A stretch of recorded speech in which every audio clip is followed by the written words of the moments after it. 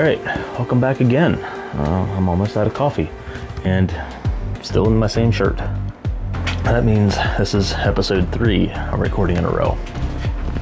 So this time around we are talking about the belt, or the giant fake belt.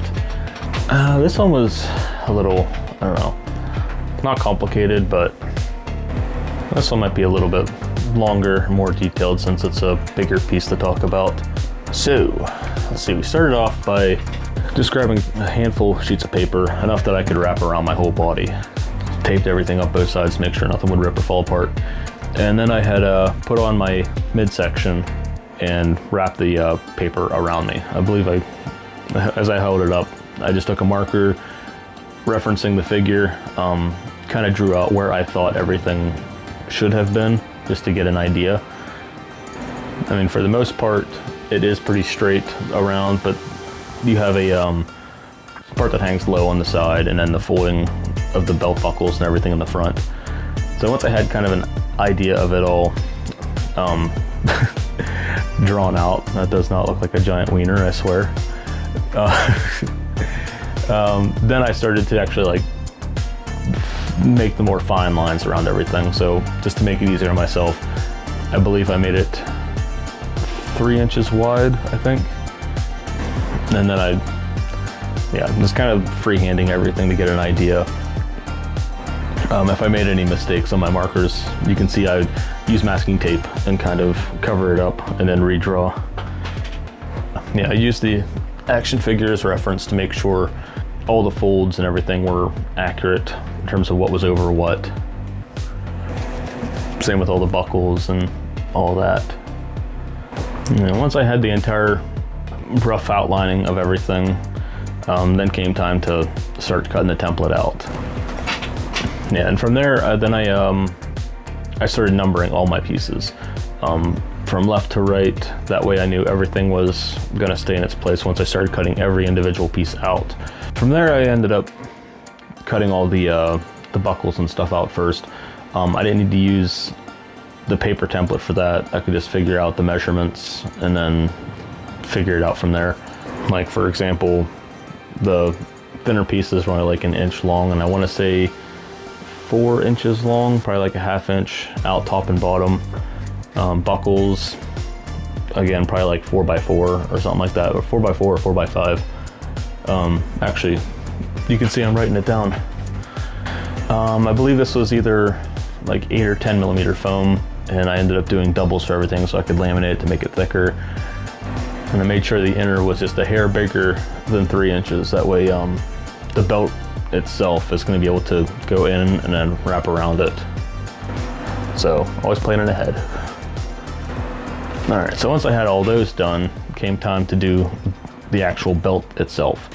I had a giant sheet of 2 millimeter foam. I think I bought that at Michael's, and then slowly started cutting all the individual pieces out, trying to make sure I kept them all in order, or as close to being in order as I could.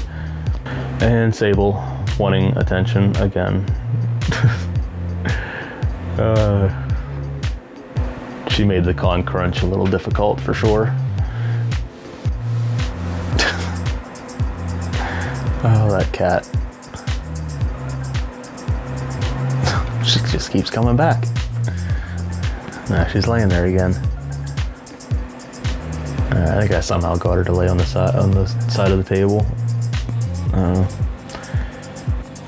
Okay, so once I had all the pieces cut out in 2 millimeter foam, then came time to wrap them in fabric. I found some like cheap brown suede looking fabric, kind of give it like a fake leatherish look.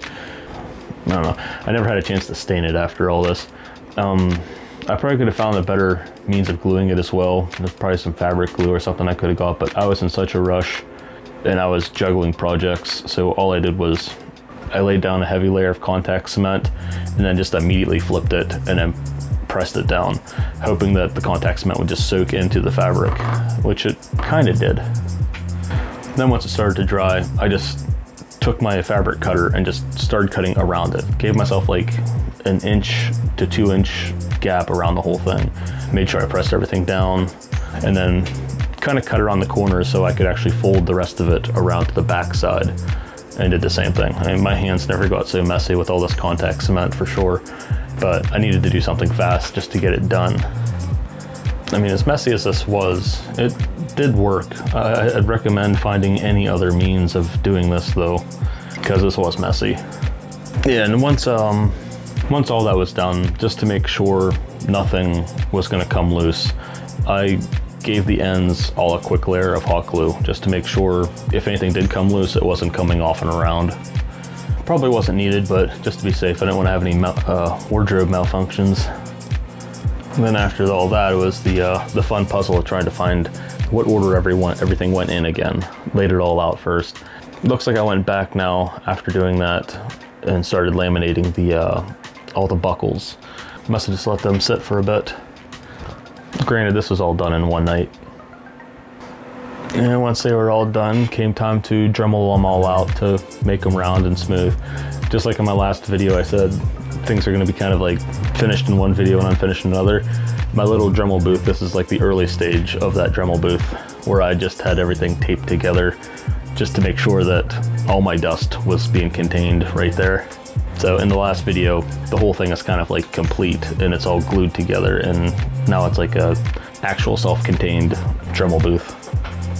Still not perfect, but like I said in the last video, it contains most of it, and that's good. Now out of coffee. All right, so somewhere along the lines, I forgot to record me gluing the belt pieces around the buckles. It must have been one of those things where I was doing something else and the camera was somewhere else, and I didn't want to move it for 5 minutes of work. But if I remember right, I had done several test fits and I was having some issues with some binding. Specifically, if I remember right, yes, I think I'm cutting out the back buckle. So what was going on with this one was, even on the figure, let me pull this guy out. Oh geez, I just disconnected his entire hip. Oh no, it's kind of like that scene from RoboCop 2. All right, so let's see if we can see this. The belt on the back is, it wraps around his butt shield. That's the name I'm giving it.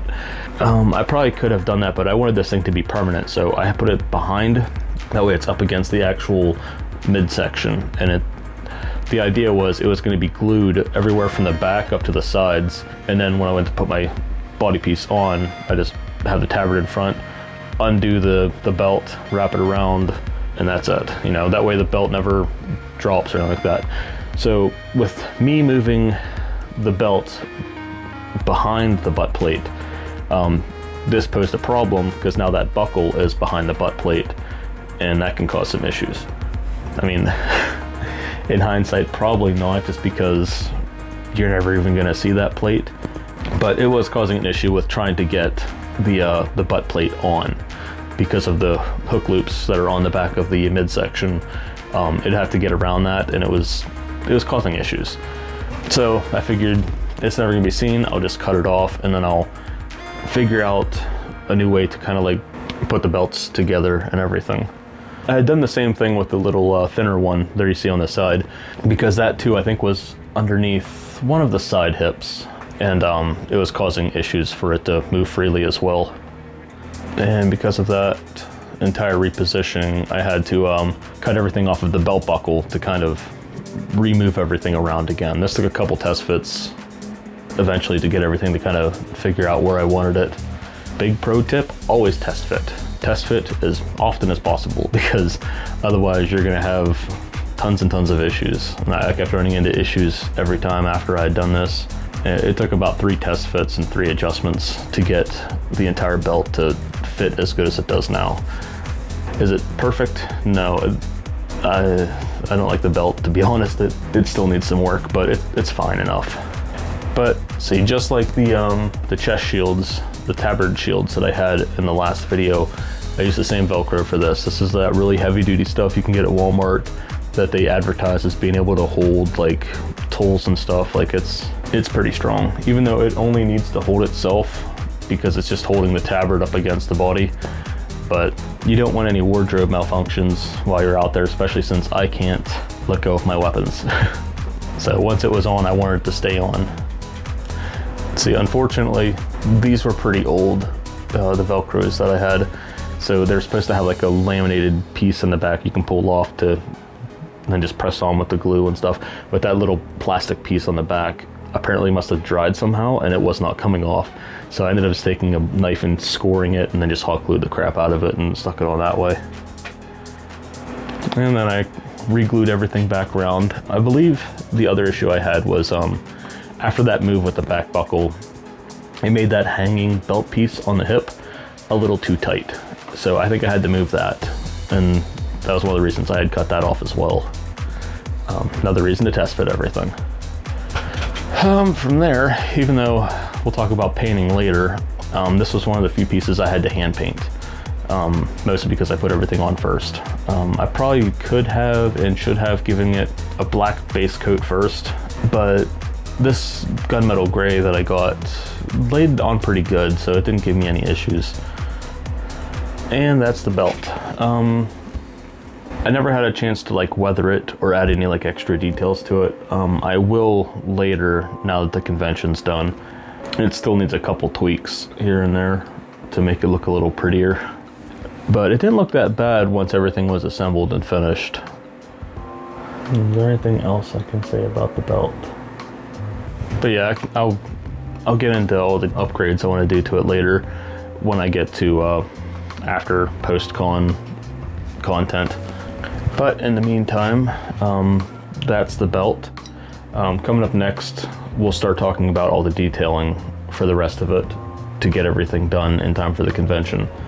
So we'll probably like do the whole arms in one video, finishing them all up, from the pauldrons, the shields, any hand stuff that I had done, because I don't think I've covered the gloves, so I'll cover the gloves in that episode. And then from there, we'll do detailing on the upper body, and then after that, detailing on the lower body. So right there's 3 more episodes. All right, so yeah, I can't end videos. I'm not going to tell you to do the things with the buttons and the subscriptions, just, I don't know. I really need to come up with some kind of outro slogan, don't I?